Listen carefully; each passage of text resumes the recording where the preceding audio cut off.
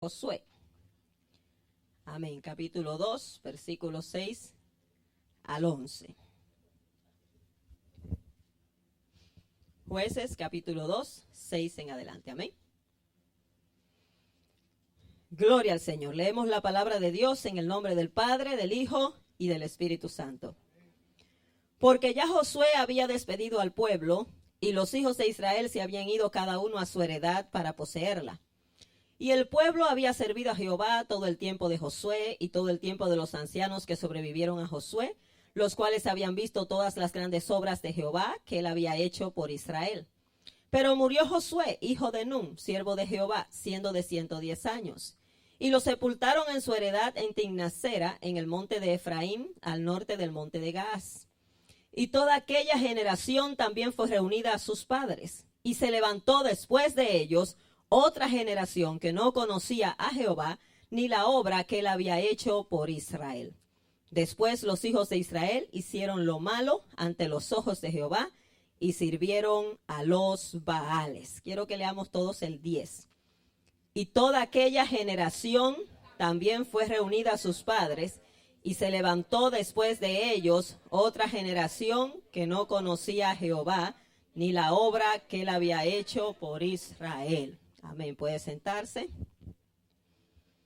Bendito el Señor. Quiero hablar bajo el tema: una generación que no conoce a Dios. Amén. Una generación que no conoce a Dios. Hermanos, sabemos por la palabra de Dios, ¿verdad?, que estamos viviendo los últimos tiempos. Si usted no se ha dado cuenta, está un poquito desinformado, ¿verdad? La palabra de Dios nos da las señales de esta última generación, ¿verdad? De la generación del tiempo del fin. En 2 de Timoteo capítulo 3, versículos 1 en adelante, habla, ¿verdad?, que los hombres de los postreros tiempos, el apóstol Pablo le dice a Timoteo: debes saber esto, que en los postreros días vendrán tiempos peligrosos, porque habrá hombres amadores de sí mismos, avaros, vanagloriosos, soberbios, desobedientes a los padres, ingratos, crueles, traidores. Bueno, tantas características que da, ¿verdad? Y lo terrible de esto es que dice, no está hablando de la gente de afuera, aunque, ¿verdad?, también están en corrupción, pero está hablando de gente que tendría apariencia de piedad. Dice, tendrán apariencia de piedad, pero negarán la eficacia de ella. A estos evita. Y yo quiero hablar, ¿verdad?, de esta generación de los tiempos finales, la generación del tiempo del fin, que es una generación, especialmente la generación de esta parte del mundo, de los países libres, es una generación que no conoce a Dios. Es triste decirlo, se parece mucho a la generación del libro de los jueces. Si usted ha leído el libro de los jueces, se va a dar cuenta, ¿verdad?, que mientras a Josué se le llama el libro de la conquista, ¿verdad?, que fue en el libro de Josué se registra la conquista de la tierra. Dios había dado promesa al pueblo de Israel que les iba a dar una tierra, amén. Una tierra que fluye leche y miel, una tierra próspera, tremenda, ¿verdad?, de mucha prosperidad. ¿Y qué pasa, verdad? Muchos fueron incrédulos, no llegaron a poseer la tierra, perecieron muchos en el desierto. Solamente, ¿verdad?, un remanente fue el que conquistó la tierra, Josué y la generación que seguía, porque toda la generación que salió de Egipto, la mayoría murieron en el desierto.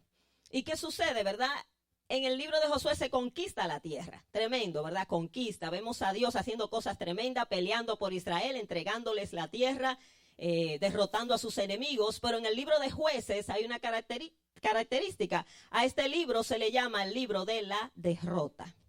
El libro de la derrota. Es triste, ¿verdad? Israel caía en pecado, apostasía, luego se arrepentía cuando veía, ¿verdad?, que estaba siendo cautivado por sus enemigos, y pedía perdón, y Dios tenía misericordia, le enviaba a un juez, lo liberaba, duraban un tiempo sirviendo al Señor, pero volvían a caer en pecado. Era un círculo vicioso. Y esa generación de ese tiempo, como leímos ahí, ¿verdad?, se levantó una generación que no conocía a Jehová, ni la obra que él había hecho por Israel. Hermanos, nosotros como padres tenemos la responsabilidad. Muchas veces pensamos que es la iglesia primordialmente, pero somos nosotros los padres de pasar el conocimiento de Dios a nuestros hijos. Amén. En Deuteronomio 6, versículos 9 en adelante, el Señor le decía, ¿verdad? Al pueblo de Israel estas palabras, le decía a Moisés que el Señor te manda hoy, estarán sobre tu corazón y las repetirás a tus hijos. Amén. Nosotros como padres somos los responsables de enseñar el temor de Dios a nuestros hijos primeramente, ¿verdad? Ellos pasan más tiempo en la casa con nosotros que en la iglesia. Amén, y por lo tanto somos nosotros. ¿Qué pasó con esta generación? ¿Por qué fue una generación tan desobediente? Se le llama la generación apóstata a la generación del tiempo de jueces. Fíjese, hay 3 generaciones desde que Moisés salió de Egipto con el pueblo. Hay 3 generaciones. Está la generación que estuvo andando por el desierto, que la mayoría quedó postrada en el desierto, ¿verdad? La que salió de Egipto. Está la generación que conquistó la tierra y está la generación que heredó la tierra, ¿verdad? Y ya la poseyó. Fíjese, la generación que salió de Egipto y anduvo por el desierto fue una generación incrédula. Amén. La generación que conquistó la tierra fue una generación de fe, creyente, como el Señor quiere que seamos. Amén. Dice que los hombres de fe y las mujeres de fe son los que conquistan las promesas. Amén. Y hace que las promesas se cumplan. Pero la generación que se levantó después de Josué y los ancianos, dice que es una generación apóstata. Según la palabra de Dios, una generación dura más o menos 70 años. Según el Salmo 90:10, dice que los días de nuestra edad son 70 años y en los más robustos 80 años, ¿verdad? Más o menos eso dura una generación. La generación que salió de Egipto y murió en el desierto le quedaban 40 años para completar ese ciclo. Luego Josué, que tendría aproximadamente unos 40 años cuando salieron de Egipto, y dice que murió de 110 años, duraría exactamente, ¿verdad? Los otros 70 años. Dios le dio una vida un poco más larga a Josué, ¿verdad? Porque era un siervo del Señor y tenía un propósito con él. Pero en general, ¿verdad? En nuestro tiempo, una generación dura 70 años y como van las cosas se va poniendo cada vez menos. Amén, gloria al Señor. Ahora, ¿qué pasó con esta generación? Uno se pregunta, ¿por qué esta generación no conoció al Señor? Dice que se levantó una generación que no conocía a Jehová ni la obra que Dios había hecho por Israel. ¿Fallaron sus padres en pasar el conocimiento de Dios a la generación? No sabemos, la Biblia no especifica, ¿verdad? Pero especialmente, hermanos, esta generación fue una generación apóstata. No sé si usted entiende bien lo que significa la palabra apóstata. Apostatar significa negar la fe, negar lo que uno ha creído. Una persona que nunca haya creído en Dios, que no le haya servido, no puede ser apóstata, porque no, o sea, es un incrédulo. Pero uno que ha conocido, que ha experimentado, ¿verdad?, las cosas del Señor, si le niega, uno cae en la apostasía. ¿Qué estaba pasando con esta generación? Fíjese, se parece mucho a lo que está pasando en nuestros días. Por ejemplo, nuestros hijos, la generación que se levanta en este tiempo, ha oído de Dios, ¿verdad? Conoce al Señor de una manera. Cuando la Biblia habla de conocer a Dios, no se refiere a información, quiero, ¿verdad?, aclarar eso. Conocer a Dios es conocerle íntimamente, conocer su carácter, conocer su persona. Hoy en día hay mucha información de Dios, pero pocas personas conocen a Dios íntimamente. No conocen el carácter del Señor, muchos de ellos. Fíjese, y esta generación había oído hablar del Dios de Israel, el Dios que había dado esa tierra. Esta generación recibió esa tierra, recibió todo fácil, ¿verdad? A ellos no le costó nada, no conquistaron, sus padres conquistaron. Y ahora reciben todo de la manera fácil, pero esta generación no conoció el carácter de Dios, no vio la obra de Dios por Israel, pero tampoco conoció a Dios ni le interesó conocerle. ¿Sabe usted que el Señor dice en Oseas 4:6, mi pueblo fue destruido porque le faltó conocimiento? Pero ahí no está hablando que no tenían información. No quiere decir eso, sino porque dice, era el pueblo de Israel que tenía la ley de Dios. Dice, por cuanto desechaste el conocimiento, yo también te echaré del sacerdocio. Y como olvidaste la ley de tu Dios, yo me olvidaré de tus hijos. Está hablando de un pueblo que desechó el conocimiento, que no quería conocer a Dios. Tenía información, pero no quería tener una intimidad con Dios. Y dice que olvidó la ley de Dios, la puso a un lado, hermanos. Nosotros tenemos que estar preocupados porque cuando una generación recibe mucha información pero no conoce a Dios personalmente, tiende a caer en la apostasía. ¿Por qué? Porque, hermanos, oímos mucho de Dios y de lo que Dios puede hacer y no vemos a Dios haciendo nada aparentemente. ni en nuestras vidas, ni en nuestro medio, entonces viene la incredulidad y caemos en el pecado de comparar a Dios con otros dioses, ¿verdad? Con dioses falsos que no hacen nada, pues también vemos al Dios que oímos hablar de él, que no hace nada, pues nosotros pensamos que él es igual que otros dioses falsos. Y por eso a ellos le era fácil cambiar a Dios por Baal. ¿Por qué? Porque no veían a Dios obrar en su medio, ni veían a Dios obrar en ellos. Ahora, ¿cree usted que Dios es el mismo? Lo crea usted o no, lo es, ¿verdad? Dios es el mismo, dice la palabra, ¿verdad? Hebreos 13:8 dice, Jesucristo es el mismo, ayer, hoy y por los siglos. Dios siempre ha querido obrar en medio de su pueblo. Dios no quiere estar como un Dios estático allá arriba, no, Dios quiere manifestarse, Dios quiere obrar, Dios quiere revelarse a nuestras vidas. Fíjese, una de las cosas que identifica al Dios verdadero son sus obras, amén. Fíjese, ¿ha oído usted ese corito antiguo que dice, no hay Dios tan grande como tú?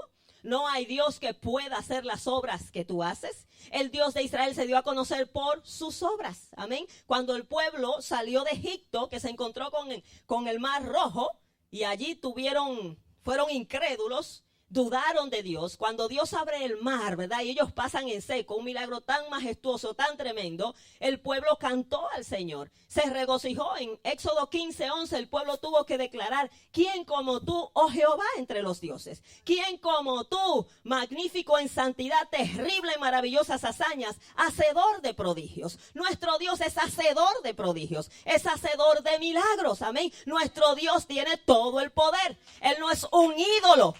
Dice la palabra de Dios en el Salmo 115, los ídolos de las naciones son plata y oro. Tienen boca y no hablan, tienen mano y no palpan, tienen ojos y no ven, oídos y no tienen. Pero nuestro Dios está en los cielos, todo lo que quiso ha hecho. Amén, nuestro Dios es todopoderoso. No podemos compararlo con los dioses falsos. Pero cuando no lo vemos obrar, caemos en la incredulidad de pensar que Él es igual que los demás dioses. No, Él es el único Dios verdadero. ¿Por qué Dios hizo lo que hizo en Egipto? Para mostrar su poder, ¿verdad? Para que las naciones oigan lo que Él hizo y tiemblen cuando vean sus prodigios, ¿verdad? Y las naciones supieran que el Dios de Israel es el único Dios verdadero. Ahora estamos en peligro, hermanos. Nuestra generación no está viendo a Dios obrar. Nuestra generación no está viendo a Dios obrar en nuestros medios. Y no me refiero solo a ver milagros de sanidades. Me refiero a ver vidas cambiadas, hermano. Porque la mayor obra que Dios puede hacer es cambiar una vida. Es cambiar, es libertar de los vicios, de tantas cosas, cambiar los corazones, hermanos. Y muchas veces estamos viendo un evangelio sin poder, ¿verdad? Donde aparentemente no pasa nada. Y el que nunca ha experimentado nada, pues piensa que Dios no hace nada. Nosotros los que venimos de la vieja guardia, como decimos, sabemos que Dios es todopoderoso, porque no solamente vimos a Dios obrar, sino que somos testigos personalmente del poder de Dios. Me encanta ese coro antiguo que dice, yo soy testigo del poder de Dios, de los milagros que Él ha hecho en mí. Yo era ciego y ahora veo la luz gloriosa que me dio Jesús. Nunca me ha desamparado, nunca me ha dejado. En la noche oscura, en los días de prueba, Jesucristo nunca me desamparará. Pero usted y yo hemos visto a Dios obrar. Yo personalmente he visto a Dios obrar en mi vida. He visto la gloria de Dios. Yo creo que Dios cambia porque me cambió a mí. Pero hay gente que no está experimentando a Dios, no conoce a Dios personalmente, ha oído de Dios, tiene mucha información. Y como he dicho antes, tienen la cabeza llena, pero el corazón totalmente vacío. Entonces esos son los que caen en apostasía, porque tienen a Dios en la mente, pero no en el corazón. Hermanos, necesitamos pedirle a Dios que se manifieste en nuestros medios. Necesitamos que nuestra generación conozca al Señor. Por eso, padres, usted no puede estar conforme porque su hijo está en la iglesia. Qué bueno que está aquí, está oyendo, pero tenemos que doblar rodillas hasta que el Señor se les revele a nuestros hijos, hasta que conozcan a Cristo personalmente. ¿Por qué? Porque están un tiempo en la iglesia y por eso se descarrían, hermanos. Desde que llegan a la edad adulta, que ya pueden tomar decisiones por ellos mismos, por ahí salen. No, hermanos, necesitamos que Dios se les revele. Yo estoy en la iglesia desde los 9 años y todavía estoy aquí. ¿Por qué? Porque Jesucristo se me reveló. Jesús es real. ¿Entendemos eso? No es religión, hermano. El evangelio es poder de Dios para salvación. A todo aquel que cree, todavía es poder de Dios. Todavía el poder de Dios no ha cambiado. No se ha cortado su mano para salvar. No se ha cortado su mano para libertar. Él es el mismo. Hermanos, necesitamos pedirle a Dios que se mueva, que se revele a nuestros hijos. La generación que salió de Egipto fue una generación incrédula. Esta generación vio los milagros que Dios hizo en Egipto, las grandes plagas que Dios envió allí.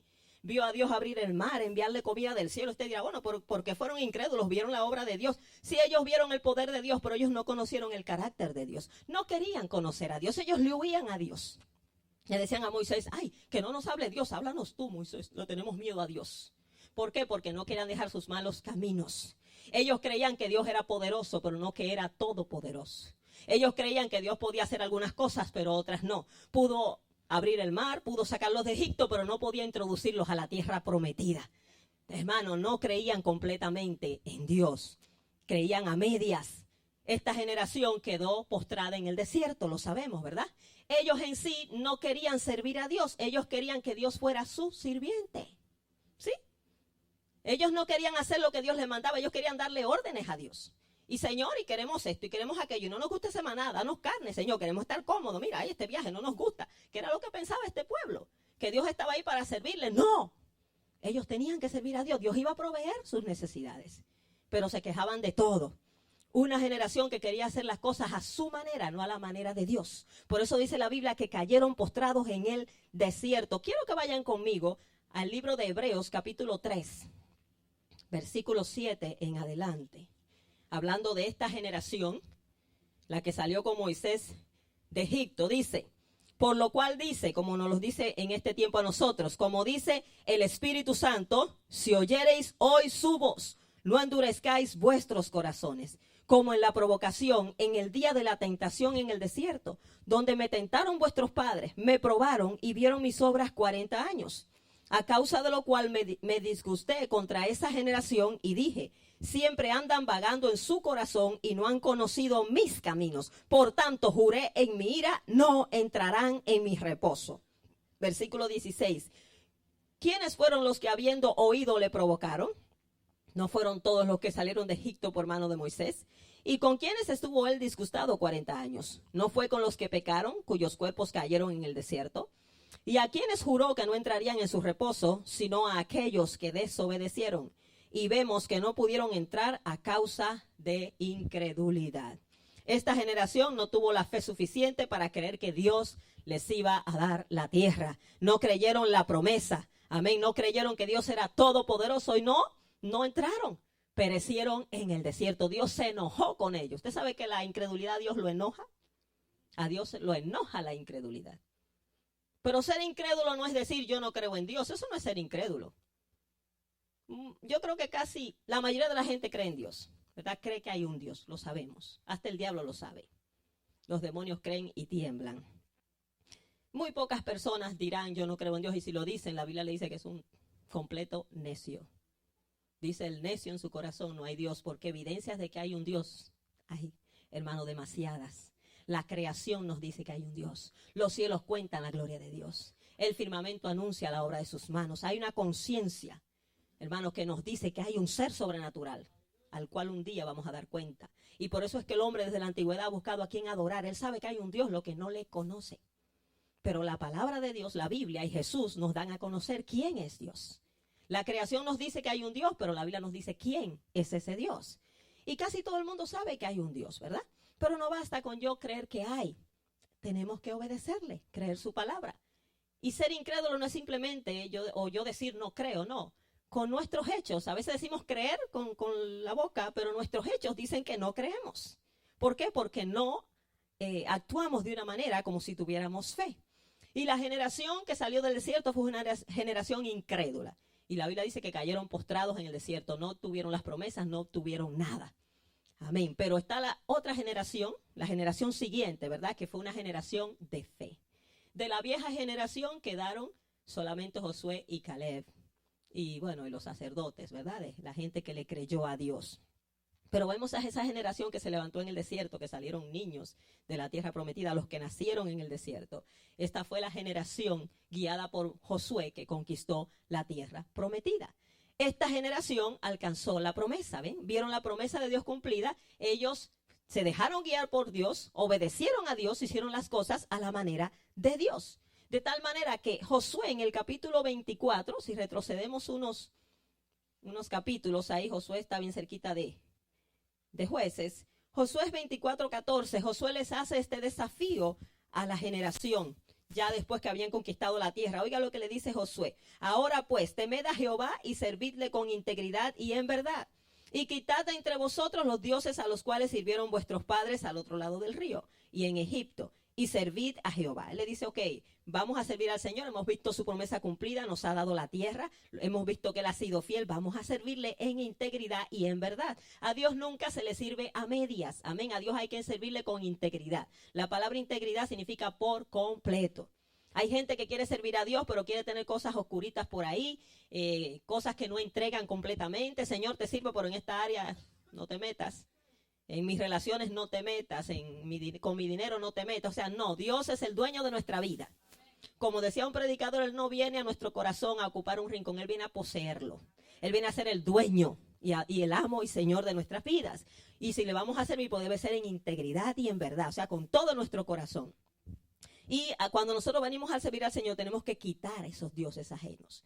Hermano, cuántas cosas, ¿verdad? Cuántas cosas que pueden ocupar el lugar de Dios en nuestras vidas. En aquel tiempo podían ser ídolos, pero hoy tantas cosas, los placeres, la mundanalidad, hermanos, el entretenimiento, tantas cosas que pueden, hermanos, quitarnos el lugar que debe tener Dios en nuestras vidas. Y Él le dice, y versículo 15, y si mal os parece servir a Jehová, si no quieren, porque servir a Dios es voluntario, Dios nunca le va a obligar a usted a servirle. Claro, a nosotros nos conviene servir a Dios.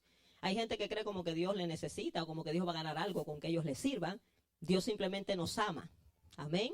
Él no nos necesita y si nos llama es porque nos ama y quiere, ¿verdad?, salvarnos, pero los beneficiados somos nosotros. Si usted no quiere servir a Dios, no es obligado, a nadie se le obliga, pues sírvale a lo que usted quiera, ¿verdad? Pero absténgase a las consecuencias. Ahora dice acá, si mal os pareciere servir a Jehová, escogeos hoy a quién sirváis. Si a los dos dioses a quienes sirvieron vuestros padres cuando estuvieron al otro lado del río, o a los dioses de los amorreos en cuya tierra habitáis, pero yo y mi casa serviremos a Jehová. Si ustedes no quieren servir al Señor, pues quieren servirle a los dioses que le sirvieron nuestros padres cuando estaban por allá en Mesopotamia, en Ur de los Caldeos, donde llamó Dios a Abraham, al otro lado del río Éufrates y Tigris. Pero si no quieren, o quieren servir a los dioses que sirvieron en Egipto, o a los dioses de estas naciones, a lo que ustedes quieran servirle. Pero gloria a Dios, ¿verdad?, por este siervo que se pone de ejemplo y dice, pero yo y mi casa serviremos a Jehová.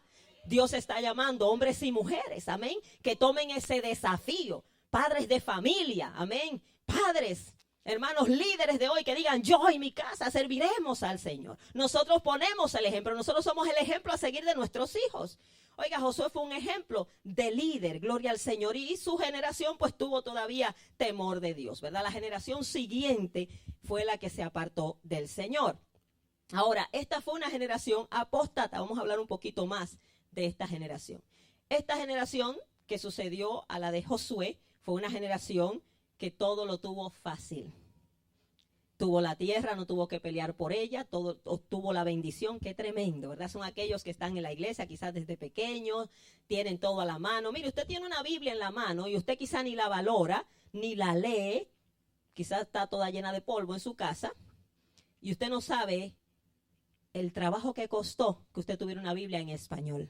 Usted no sabe las vidas que tuvieron que ser sacrificadas, gente que entregaron su vida por traducir la Biblia, hermano, porque usted hoy la tenga acá. Y muchas veces no la valoramos. Tenemos tanto conocimiento de Dios acá, ¿verdad? Venimos a la iglesia, podemos cantar libremente. Y como hablábamos el domingo pasado, ¿verdad? Hay lugares donde la gente tiene que cantar bajito, que tiene que esconderse, congregarse con dificultad. Ayer oíamos el testimonio de un pastor en Corea del Norte que se congregaba en una alcantarilla, ¿verdad? Donde el sewage en inglés, ¿verdad? La alcantarilla ahí con ratones, con excremento pasando, era el único lugar donde no los encontraban. Y allí estaban con una Biblia leyendo, hermanos, congregados y adorando al Señor. Gente fiel. Pero hoy tenemos tanta comodidad. Óigame, tenemos tantas cosas, hermanos, que lo que estamos es muchas veces, hermanos, cómodos. Y no valoramos tanta bendición que tenemos. Y en vez de estar agradecidos con Dios, lo que tendemos es a enfriarnos muchas veces y no valoramos la palabra de Dios. Esta generación no ha tenido una experiencia personal con el Señor. Como decía, ¿ha visto el poder de Dios? O algunos lo hemos visto, pero no han tenido una experiencia con el Espíritu Santo. Es la generación que, aunque tiene información, ha desechado conocer al Señor, no quiere conocerle, no quiere una relación personal con el Señor. Algunos creen que Dios exige demasiado, no quieren servirle a un Dios que les exige, ¿verdad? Quieren servir a Dios a su manera, pero no es a nuestra manera. ¿Por qué cree usted que la generación de ese tiempo cayó en apostasía y por qué la de este tiempo también está cayendo en apostasía? Porque nosotros, hermanos, no estamos valorando la palabra del Señor. A pesar de que la tenemos, no la valoramos, la despreciamos, la tenemos en poco. Amén. ¿Y por qué algunas personas tienen la palabra de Dios en poco? Póngase a pensar, ¿por qué? Decimos, oh, la Biblia es la palabra de Dios. Bueno, pues vamos a ponerle atención si pensamos que es la palabra de Dios, porque Dios no es cualquier cosa. Cuando una persona de autoridad habla, se le pone atención, ¿verdad? Cuando habla el presidente, la gente pone atención. ¿Por qué? Porque es una persona de autoridad. ¿Cuánto más cuando habla el Dios Todopoderoso, el Dios del cielo? Ahora, ¿por qué muchas personas están teniendo en poco la palabra de Dios? Para algunos la Biblia es anticuada, pasó de moda, o es vieja, no tiene que ver con nuestro tiempo. Bueno, usted sabe que la Biblia es un libro diferente, es un libro sobrenatural, porque a pesar de ser tan viejo, es verdad, sin embargo está más actualizado que el periódico que usted lee, que cualquier revista, que cualquier noticiero. Usted sabe que la Biblia no es un libro viejo, es un libro eterno. Para siempre, oh Jehová, permanece tu palabra en los cielos. Hermano, desde la eternidad y hasta la eternidad existirá la palabra del Señor. Y si usted la desecha, un día va a ser abierta en el día del juicio, va a tener que enfrentarla. El Señor dice, el que me rechaza a mí, yo no le juzgo. La palabra que yo les he hablado, ella le juzgará en el día final. Quiero que lean conmigo, hay unos versículos hermosos en Isaías 40. Quiero que lean conmigo esos versículos para los que creen que la palabra de Dios es vieja. Viejos somos nosotros, pero no la palabra. Isaías 40, 6 al 8. Voz que decía, da voces. Y yo respondí, ¿qué tengo que decir a voces? Que toda carne es hierba y toda su gloria como flor del campo. O sea, nosotros los seres humanos somos como la hierba y como la flor.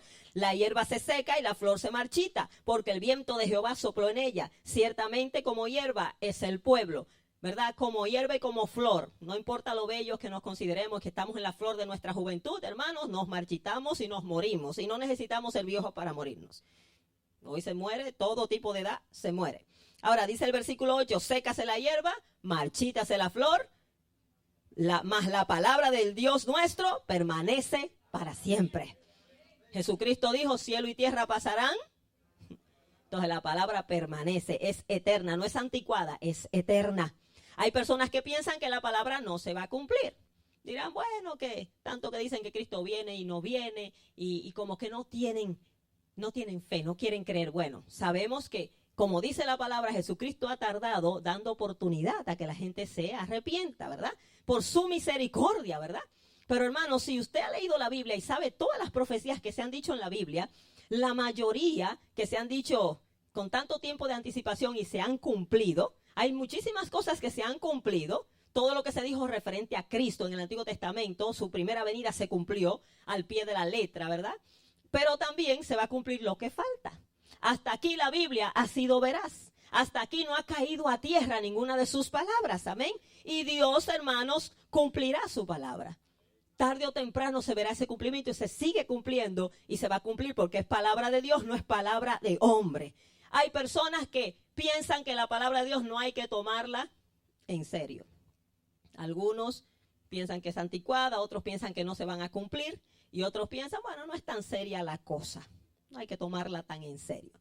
Bueno, en Hebreos capítulo 2, versículo 1 en adelante dice que es necesario que con más diligencia atendamos a las cosas que hemos oído, no sea que nos deslicemos. Deslizarse significa resbalarse, caerse, porque si la palabra dicha por medio de ángeles y de cualquier otro medio fue firme y toda transgresión y desobediencia recibió justa retribución, o sea que toda persona que desobedeció fue castigada, ¿cómo escaparemos nosotros si descuidamos una salvación tan grande? Hermanos, esto es serio, esto es lo más serio que hay. Hermano, no ha habido aquel que haya desobedecido la palabra que le haya ido bien, hermano. Tarde o temprano, hermano, viene su castigo, viene su retribución. No podemos pensar que vamos a tener en poco la palabra y que nos va a ir bien. O sea, Dios, hermano, tarde o temprano castiga. Si no lo ha hecho, es dándonos oportunidad para el arrepentimiento. Quiero que todos vayamos a Isaías 66, 1 al 2. Gloria al Señor. Estas palabras tan hermosas, ¿verdad? Dice, Jehová dijo así: el cielo es mi trono y la tierra estrado de mis pies. Estrado significa donde apoya Dios sus pies. ¿Dónde está la casa que me habréis de edificar? ¿Y dónde el lugar de mi reposo? O sea, ¿qué casa le podremos edificar a Dios donde Él habite? ¿Usted sabe cuál es la casa donde Dios quiere habitar? No es una casa de concreto, de cemento, de madera. ¿Sabe usted cuál es la casa donde Él quiere habitar?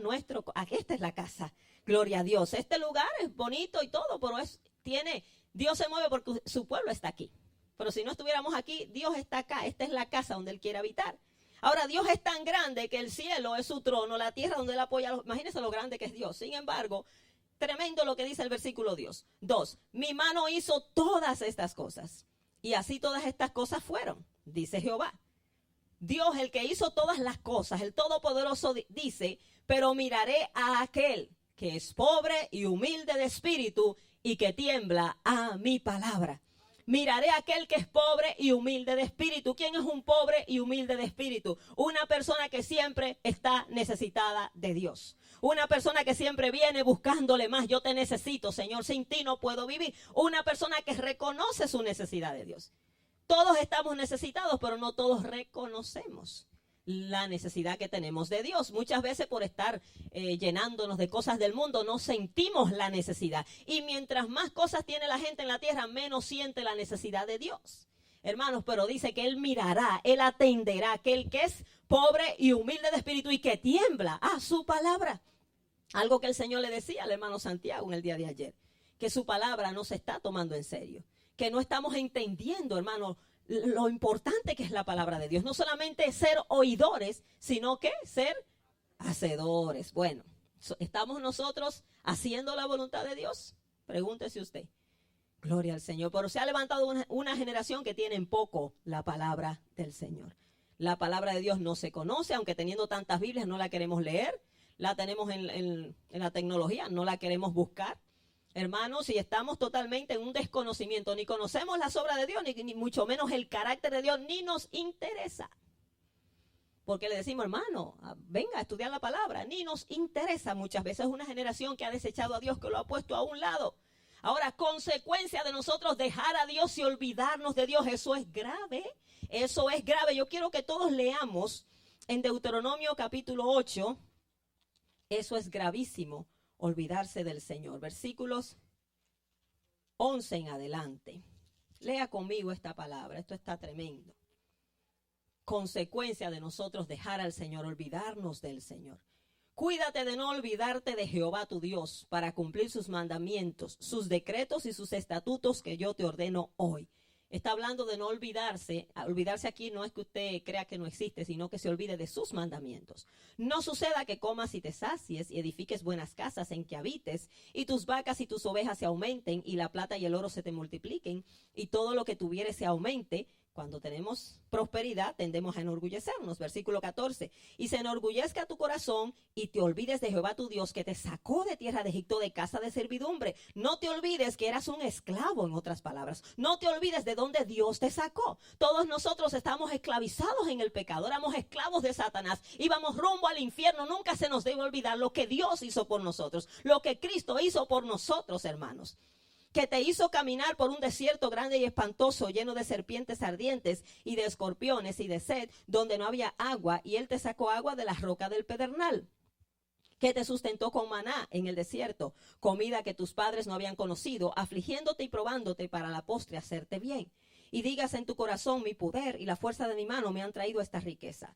Sino acuérdate de Jehová tu Dios, porque Él te da el poder para hacer las riquezas, a fin de confirmar su pacto que juró a tus padres, como en este día. Mas si llegares a olvidarte de Jehová tu Dios, y anduvieres en pos de dioses ajenos, y les sirvieres y a ellos te inclinares, yo lo afirmo hoy contra vosotros, que de cierto pereceréis. Como las naciones que Jehová destruirá delante de vosotros, así pereceréis, por cuanto no habréis atendido a la voz de Jehová tu Dios. Los que dejan al Señor perecerán. Amén, gloria al Señor. Dice la palabra que las personas que se olvidan de Dios serán trasladadas al infierno. Hermano, ¿qué es olvidarse de Dios? No tenerlo en cuenta en nuestra vida, no tenerlo en cuenta en nuestro diario vivir. Hay gente que se acuerda de Dios para que Dios le bendiga y le ayude, pero no se acuerda de Dios para obedecerle. A veces tenemos ese dicho, ay, primero Dios, pero bueno, ¿realmente Dios es primero en nuestras vidas? Hermanos, tengamos cuidado. El Salmo 9:17 dice, los malos serán trasladados al Seol o al infierno, toda la gente que se olvida de Dios. La gente, hermanos, quiere vivir su vida, ¿verdad? Lejos de la presencia de Dios, pues serán condenados lamentablemente. La Biblia dice en el Salmo 73:27, oiga lo que dice ese versículo, porque aquí los que se alejan de ti perecerán. Tú destruirás a todo aquel que de ti se aparta. Qué terrible destino tienen los que dejan al Señor. Los que dejan al Señor serán consumidos. Isaías 1:28 dice, pero los rebeldes y pecadores a una serán quebrantados y los que dejan a Jehová serán consumidos. Los que dejan al Señor serán avergonzados y humillados. Jeremías 17:13 dice, oh Jehová, esperanza de Israel. Todos los que te dejan serán avergonzados y los que se apartan de ti serán escritos en el polvo, porque dejaron a Jehová manantial de aguas vivas. Una de las quejas de Dios a su pueblo en el libro de Jeremías, capítulo 2, versículo 13, el Señor dijo, dos males ha hecho mi pueblo, me dejaron a mí, fuente de agua viva, y cavaron para sí cisternas rotas que no retienen agua. A mí me preocupa la gente que estando en la iglesia no se llena del Señor, no se satisface en Dios y tiene que buscar otras cosas alternativas para llenarse. Me preocupa eso, hermanos. Si tenemos la fuente de agua viva, ¿qué tenemos que buscar en el mundo? ¿Qué hay allá afuera que el Señor no pueda darnos a nosotros? Hermano, por eso el Señor le dijo a la mujer samaritana, el que bebiere de esta agua volverá a tener sed. Buscamos la cosa del mundo y vamos a seguir teniendo sed, pero el que bebiere del agua que yo le daré no tendrá sed jamás, sino que el agua que yo le daré será en él una fuente que salte para vida eterna. Tenemos la fuente, hermano, tenemos el proveedor con nosotros, no hay nada que buscar allá afuera. Amén, lo que tenemos que conocerle más, conocerle íntimamente, buscarle, hermano. Tenemos esta palabra en nuestras manos, conozcamos al Dios de la palabra. No sé si a usted le desafía cuando usted lee la Biblia, que a veces la hemos visto como un libro histórico. Oh sí, de Dios, el Dios que obraba en los tiempos antiguos. Y Dios hacía por allá. Pero ¿qué está haciendo en medio de nosotros? ¿Qué está haciendo en nuestras vidas? Eso es para nosotros. Esto es para que, hermano, lo apliquemos a nuestra vida. Como le decía, la Biblia no puede ser simplemente un libro escrito para nosotros admirarlo. Qué lindas historias. No, es para experimentarlo, es para vivirlo. Dios quiere obrar, hermano. Dios no quiere ser un Dios desconocido. Él quiere darse a conocer. Amén, pero tenemos que anhelar conocerle. Y tenemos que procurar, hermanos, no sé cómo decírselo, que el Señor se mueva en nuestros medios, que el Señor obre en nuestros hijos, en la nueva generación. Hay gente que cree que para tener a los jóvenes en la iglesia hay que hacerle un montón de programas y tenerlos contentos. Eso es bueno y, ¿verdad? Lo que se puede hacer se hace. Pero, hermanos, si Dios no trata, si el Señor no se les revela, no hay programa que valga. Van a hacer todas las cosas que tengan que hacer y cuando son grandes se descarrían. ¿Por qué? Porque no tuvieron un encuentro personal con el Señor. En el tiempo que yo me convertí no había programa, no había tantas cosas. Simplemente, hermano, Dios trataba con la gente. Dios se les revelaba. Eso es lo que necesitamos en el día de hoy. Amén, gloria al Señor. Conocer más al Señor, hermano. Es triste decir que una generación que se ha criado en el Evangelio no conozca a Dios. Estamos hablando de la generación del pueblo de Dios aquí en la Biblia. No eran paganos, no eran hijos de paganos. La generación del pueblo de Israel que no conocía a Jehová. Hermanos, ¿por qué sucedió esto? Los padres fallaron en transmitir el conocimiento de Dios a sus hijos, fallaron en darle ejemplo, no sabemos. La Biblia no especifica, pero hubo un fallo. No habían visto las obras de Dios, no sabían, no conocían al Dios que hizo todas esas cosas para su pueblo. Tenemos a un Dios histórico, pero Dios no quiere ser un Dios histórico, Él quiere ser un Dios del presente. Él vive en un eterno presente, amén. Dios no fue, Él es. Por eso Dios es. Él está en un eterno presente y tiene que manifestarse siempre porque Él es Dios. Él siempre está activo, Él no cambia. Ahora, nosotros necesitamos, hermanos, pedirle con urgencia que se manifieste. Yo no sé cuántos están conformes, amén, con su vida espiritual. Pero nosotros tenemos, hermanos, que humillarnos y buscar a Dios hasta que Dios haga algo. Tenemos que tener esa hambre y sed del Señor. Y sobre todo por nuestros hijos, por los pequeñitos, por los que están subiendo. ¿Qué será de esta generación si Dios no interviene, hermanos? ¿Qué será de esta generación que está en la iglesia? Hermano, un evangelio social, un evangelio sin poder, mediocre, que no se ve ni siquiera vidas cambiadas. ¿Qué será de esta generación que sube, está viendo? ¿Qué es lo que está viendo? Hermanos, necesitamos orar que Dios tenga misericordia de nosotros. Se nos revele, hermano. Trate con nuestros hijos sean la generación que alcancen, hermano, las almas. Si Cristo se tarda en venir y muere la vieja generación, ¿qué será de la iglesia? ¿Qué será de los que vienen? Dios tenga misericordia de nosotros. Y usted como padre, Dios le va a demandar. Dios le va a demandar por sus hijos, Dios le va a demandar por su familia. Usted como cabeza de hogar es el principal responsable de que la familia se acerque a Dios. Usted es el principal. Nos encanta decir que somos cabeza, pero ser cabeza trae una responsabilidad muy grande. Amén. Es ser ejemplo, es guiar a un pueblo, ¿verdad? Es guiar a eso que tú lideras a que tenga un encuentro personal con el Señor. Dios tenga misericordia de nosotros. Amén. Y que realmente, hermanos, transmitamos ese conocimiento, no solamente mental, sino un conocimiento vivido, ¿verdad?, del Señor. Que la gente pueda ver en nuestra vida a Cristo, gloria al Señor, y pueda conocerle a través de nuestro testimonio. Póngase de pie en este momento. Gloria a Jesús. Es un triste relato lo que se dice aquí en Jueces. Se levantó una generación que no conocía a Dios, al Dios de sus padres. Y lo mismo se está repitiendo en nuestros tiempos, pero no tiene que ser así. Amén. No tiene que ser así. Gloria al Señor. Vamos a hacer la diferencia. ¿Dónde están esos valientes que van a hacer la diferencia? Que van a decir, no, yo voy a pelear por mi familia. Yo voy a transmitir ese testimonio. Yo voy a darles ejemplo. Yo voy a orar por ellos. Yo voy a testificarles del Señor. Gloria a Jesús. Se necesitan esos valientes. Gloria, gloria al Señor.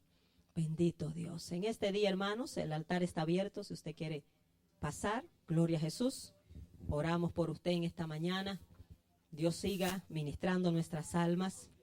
Dios siga revelándose a nuestras vidas. Gloria al Señor. Necesitamos buscar el poder de Dios, hermanos. Lo necesitamos para testificar a esta generación.